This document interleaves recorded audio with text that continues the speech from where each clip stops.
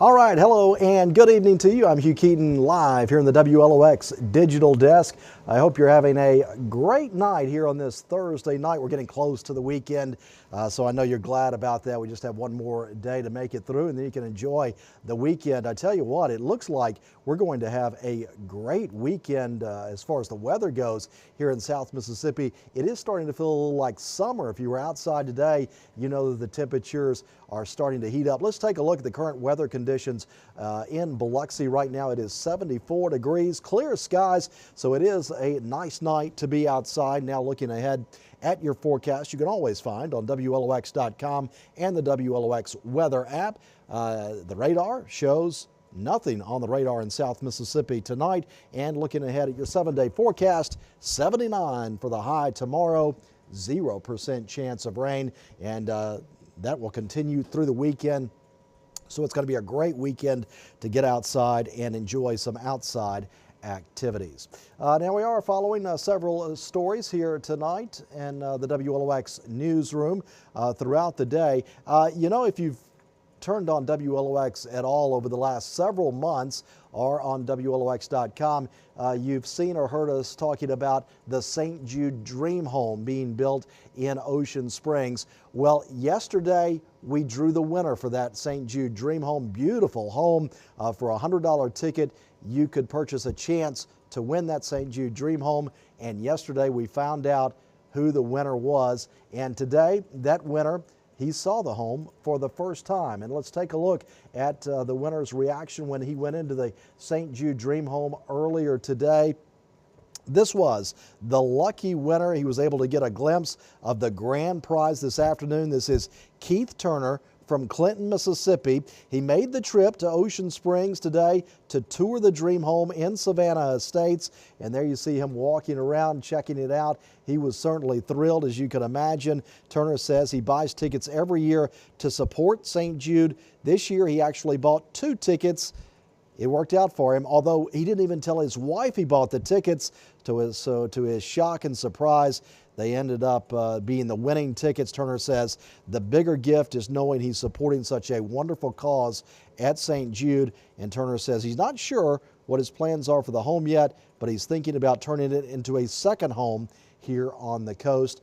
So congratulations to him. And we also had other winners of other prizes for St. Jude. So congratulations to everyone, and we are certainly thankful for everyone who bought a ticket to participate in the St. Jude Dream Home drawing. Well, if you live in Jackson County, especially in the eastern part of Jackson County, you might be happy tonight because you have a new shopping option for groceries, as a ribbon cutting was held today for a new Aldi store there in Pascagoula. There you see the mayor of Pascagoula taking part in the ribbon cutting ceremony. This ribbon cutting was held for the grand opening of a new Aldi grocery store in Pascagoula. The community came out to celebrate with a line wrapping around the store. The first 100 customers through the door got gift bags and gift cards. We're told the first customer got in line at 3 a.m. So that is great to see. Everybody's happy about that. New shopping options here on the Gulf Coast.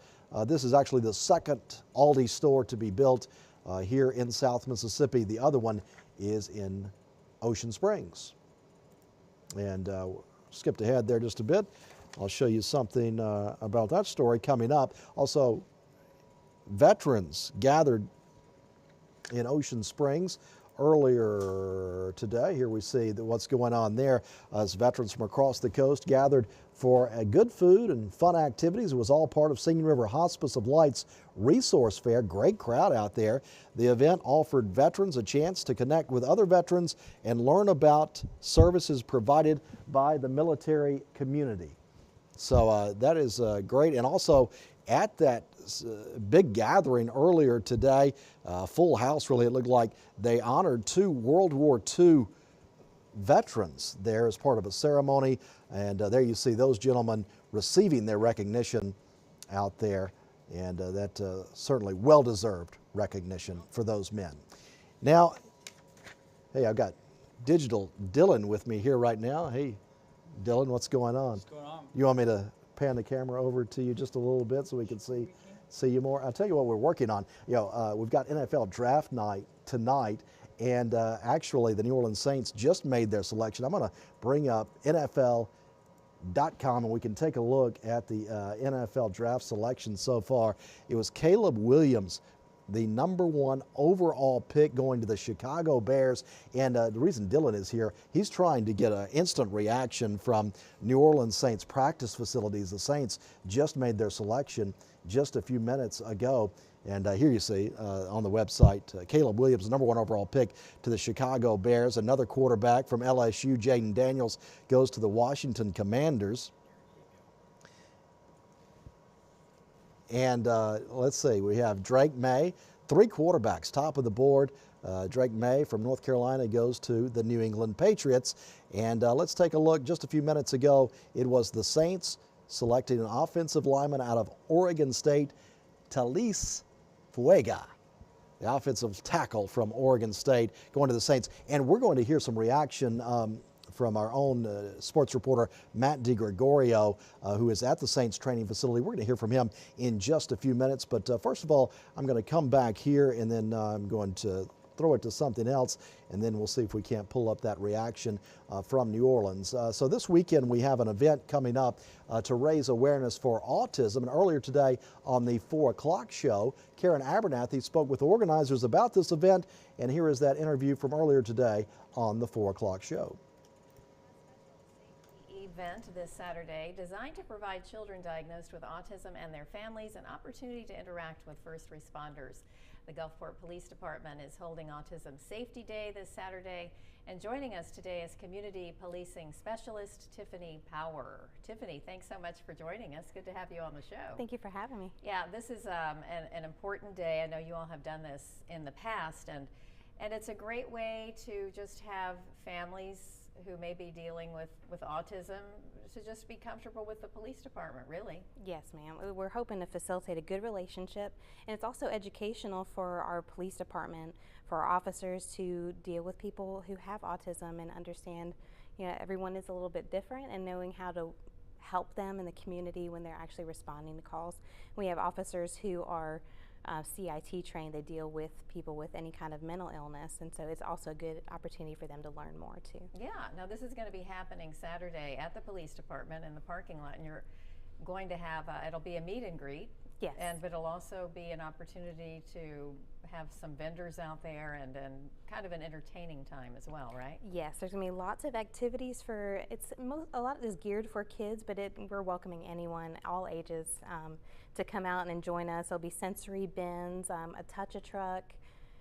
We'll have a lot of vendors from all over the coast who do assist families who are affected by autism to give them different resources and anything at all that can help. It's just going to be a good, fun, laid-back time. Now, is this something that the community's invited to, basically? Anyone who's interested in attending? Yes. Who has an interest in this subject? Absolutely. Anybody who, if it affects them, or even if they're just curious and they want to come out, they're more than welcome to come join us. And really, this is something that police departments do more and more, just kind of putting a face and a relationship to connect the community Yes. with the police department, whether it's the autistic community or other parts of the community. Any community person would be affected positively by this. We just want to build those relationships. We want people to be comfortable with the police department as a whole. Okay, well, it sounds like a great opportunity. It is coming up Saturday from 10 until 12, and the Gulfport Police Department downtown is the place to be, 10 to 12, and it should be a really nice opportunity to get out and meet your local police officers and do some fun things for kids there on the grounds in the parking lot at the police department, behind the department, right? Yes, ma'am. Okay, great. All right, Tiffany, thank you so much for joining us. Thank you for having me. Okay, so that is a great event coming up this weekend to raise awareness for autism and gives those children with autism a chance to interact with first responders as well. Hey, I think most of you probably know that Elvis is from Mississippi. He was born in Tupelo, Mississippi, and he made his home primarily in Memphis, just across the state line at Graceland. but his travels took him all over the state, including right here to the Mississippi coast. And today, Bill Snyder actually caught up with a group that traveled from across the world because they were just tracing the steps of Elvis, and they wanted to learn more about the places that he visited, especially early in his career when he would make stops here in coastal Mississippi. And here is Bill Snyder catching up with this group from England, and they are, as I would say, they could be described as Elvis fanatics. Here's Bill Snyder reporting. Welcome to WLOX. They weren't wearing blue suede shoes, but these 40 or so British tourists, as part of the Strictly Elvis tour, were definitely taking care of business as they learned a key part of Elvis's career as it happened here on the Gulf Coast. It was a very significant part of Elvis's life. They've been doing this since 1972. Each year, they would come over to watch Elvis perform before he died in '77. They are big Elvis fans. Every year since the 70s, they've been making a trip to the United States to go to Graceland and Tupelo, and then they offer bonus packages. And this year, they offered the bonus package to go to the Mississippi Gulf Coast to see all the places that Elvis left pieces of his heart. But it was the first air-conditioned performing venue on the coast. You see the marker behind me. It's where the old Slavonian Lodge was before Katrina destroyed it in 2005. They came here to Biloxi to see the site where Elvis performed at the lodge. They also visited Gulf Hills and Ocean Springs and other areas. So it's a great way of Elvis fans from overseas seeing America, seeing the USA. So it's not just all about A special safety event this Saturday designed. All right, there's Karen again that we had already heard that interview, but that was Bill Snyder reporting on that Elvis tour group making a stop in South Mississippi and tracing the steps of Elvis, and it was really cool to see Biloxi Mayor Fofo Gillich pictured with Elvis there when he was a young child. And once again, the NFL draft happening tonight. Let's take a closer look now at some of these picks happening in the NFL draft. Caleb Williams, the quarterback from USC, #1 overall pick, going to the Chicago Bears. I'm watching the draft cast on NFL.com, but we're also, you can watch the draft live on WLOX ABC, and that's a good reminder. The newscast might be a little later than usual, normally at 10 on WLOX ABC, but since the draft is on, could run a little long, but we will be, the news will be live as scheduled on WLOX CBS at 10. LSU fans, a lot of Tiger fans out there, I'm sure. Well, you're watching Heisman Trophy winner Jaden Daniels. He's going to the Washington Commanders with the 2nd pick. Another quarterback with the 3rd pick, Drake May from North Carolina, goes to the Patriots. The 4th pick, Marvin Harrison Jr. from Ohio State to Arizona. Joe Alt from Notre Dame going to the Chargers. Malik Neighbors, the great wide receiver from LSU, he is picked #6 by the New York Giants. Also, Tennessee Titans take Alabama offensive tackle J.C. Latham.